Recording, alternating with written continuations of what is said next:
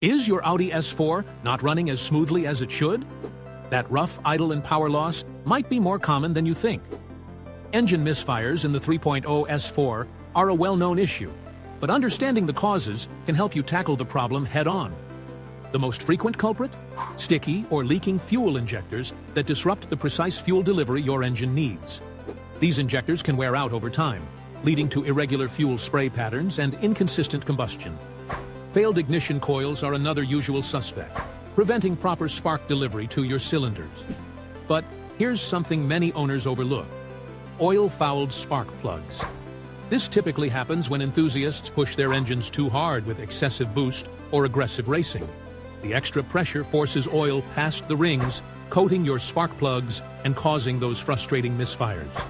Regular maintenance and moderate driving habits can help prevent these issues and keep your S4 running at its best.